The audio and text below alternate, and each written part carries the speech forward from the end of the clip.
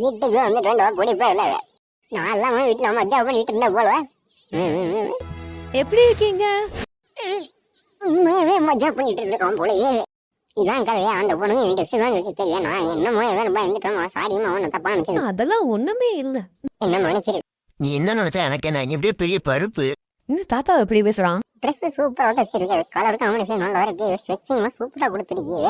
ஆனா இதுல ஏதோ குறை தெரியுது. இந்த ட்ரெஸ் எப்படி இருக்கணும் அந்த போய் கேட்டனா குறை தெரியுது நோட தெரியுதுன்னு போயாயோ. தாத்தா பெருமொழி பேசி பையனா அண்ணன் தம்பி மாதிரி பேசிக்கிறேன். இவன் அவன் தாத்தாவோட நல்லா ஃப்ரெண்டியா பேசுறானே. எனக்கு ஒரு மாதிரி எனக்கு அவனை பிடிச்சிருக்கு.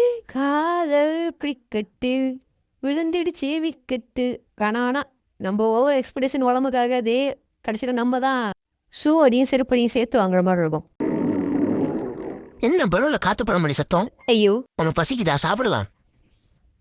இது நீ பண்ணி அதுக்கு முன்னாடி அந்த மாதிரி சாப்பிட்டது இல்லை செம்மையா இருக்கு. இன்னும் கொஞ்சம் வேணும் டீசெண்டா கேள்வி இப்படிலாம் ஐசைக்காதா அசிங்கமா இருக்கு. சரிப்பா எனக்கு இன்னொன்று வேணும், நான் எடுத்துக்கிறேன். இந்த வீடியோ பிடிச்சி அப்படின்னா மறக்காம லைக் பண்ணுங்க. இந்த மாதிரி கண்டென்ட் என்னோட சேனல் சப்ஸ்கிரைப் பண்ணுங்க. தேங்க்யூ.